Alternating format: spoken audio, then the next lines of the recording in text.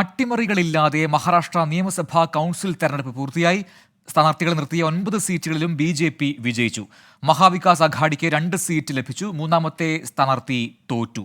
ശ്രീനാഥ് ചന്ദ്രൻ ചേരുന്നുണ്ട് മുംബൈയിൽ നിന്നും കൂടുതൽ വിവരങ്ങളുമായി. ശ്രീനാഥ്, രാഷ്ട്രീയ മഹാനാടകങ്ങൾക്ക് വേദിയാവുന്ന സംസ്ഥാനമാണ് മഹാരാഷ്ട്ര. പക്ഷേ ഇപ്പോൾ ഈ നിയമസഭാ കൗൺസിലുകളുടെ തെരഞ്ഞെടുപ്പിൽ അട്ടിമറികളൊന്നും ഉണ്ടായിട്ടില്ല. വിവരങ്ങൾ എന്തൊക്കെയാണ്? 11 സീറ്റുകളിലേക്കാണ് ഒഴിവുള്ള 11 സീറ്റുകളിലേക്കാണ് ഇന്നിപ്പോൾ മഹാരാഷ്ട്ര നിയമസഭാ കൗൺസിലിലേക്ക് തെരഞ്ഞെടുപ്പ് നടന്നത്. MLA-മാരാണ് വോട്ട് ചെയ്യുന്നത്. ചുരുങ്ങിയത് 23 MLA-മാരുടെ വോട്ട് നേടിയാൽ ഒരു സ്ഥാനാർത്ഥിയെ വിജയിപ്പിക്കാൻ വേണ്ടി കഴിയും. അങ്ങനെ ആ കണക്ക് വെച്ച് നോക്കുമ്പോൾ നിലവിലെ നിയമസഭയിലെ അംഗബലം വെച്ച് പരിശോധിക്കുമ്പോൾ BJP സഖ്യത്തിന് 9 പേരെ വിജയിപ്പിക്കാൻ കഴിയും.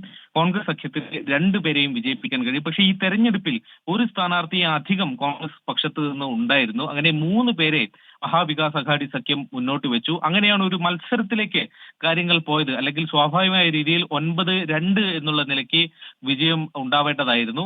എന്നാൽ മത്സരത്തിനൊടുവിലും ഇതിൽ പക്ഷേ ഒരു വലിയ നാടകമോ അട്ടിമറിയോ ഒന്നും തന്നെ ഉണ്ടാവുന്നില്ല.